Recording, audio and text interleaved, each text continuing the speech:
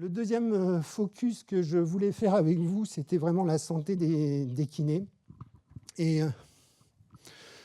c'est évident que ces 70% de kinés qui se déclarent en difficulté posent une vraie question. D'autant que lors de la dernière enquête, on était à 43%.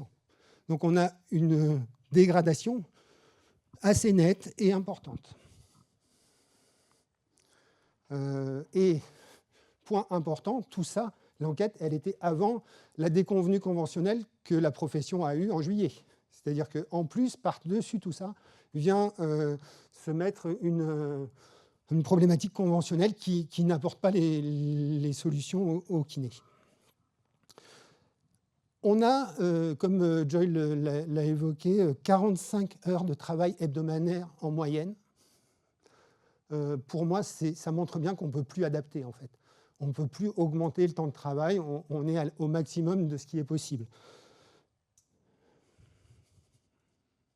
Donc, on peut peut-être aborder l'épuisement professionnel. Il y a plein de causes. La première des choses, c'est peut-être la dégradation constante de nos revenus, qui est due à l'augmentation de charges qui sont toujours présentes et pas de revalorisation. La deuxième cause, on peut peut-être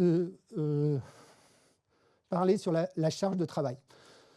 Les kinés ont une augmentation de charge de travail pour deux raisons. La première, elle est réellement économique. Quand vous avez des charges à payer, vous allez augmenter votre temps de travail, votre nombre de patients.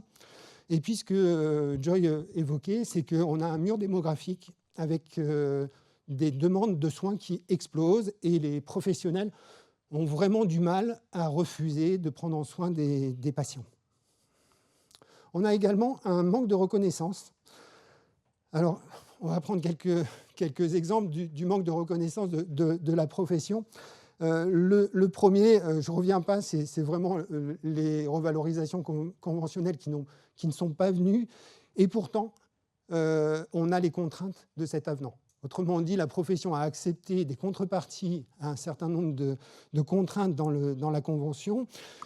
Et ces contreparties, elles sont appliquées alors même que la revalorisation, elle est repoussée. Donc, clairement, il y a une sensation de ne pas être reconnu. Le deuxième exemple que je voudrais vous évoquer sur cette reconnaissance, c'est mon bilan prévention, le dispositif national. Les kinés sont au cœur de la prévention.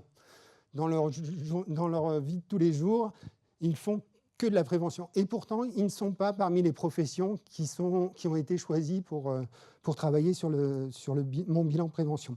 Donc au jour d'aujourd'hui, l'ARS travaille avec les URPS des professions choisies, mais pas avec les kinés. Donc ils ont formé des infirmiers, ils ont formé d'autres professionnels, mais pas les kinés. Donc là aussi, on ne reconnaît pas notre compétence sur la prévention. Le dernier point peut-être, et je pense que c'est important, et c'est ce qui est travaillé en inter-URPS, les kinés, comme toutes les autres professions, sont en première ligne devant des patients qui sont confrontés à un système de santé qui est en difficulté. Le patient qui n'a pas réussi à avoir d'ordonnance, ouais, j'ai besoin de boire. Merci. Donc, je disais, les kinés sont souvent, comme les autres professionnels, en lien direct avec les patients qui sont en grande difficulté parce qu'ils n'ont pas réussi à avoir d'ordonnance, ils n'ont pas vu de médecin. Et cette colère, cette violence, elle s'exprime directement à l'ensemble des professionnels de santé. Vous auriez bien compris que dans ce contexte qui est extrêmement contraint, on peut dire que garder la qualité des soins et répondre aux besoins croissants de prise en charge, nous nous sommes adaptés, mais au détriment de notre santé. Il semble que l'adaptation aujourd'hui ne soit plus possible sans dégrader encore notre santé, la qualité des soins, et ou en nous mettant en difficulté avec nos tutelles. Cela engendre une perte de sens qui fragilise encore plus notre profession. Alors si on ajoute en plus la maltraitance institutionnelle, on a un tableau qui nous explique et qui vient bien montrer que les kinés vont petit à petit ou risquent petit à petit de quitter cette profession et la santé.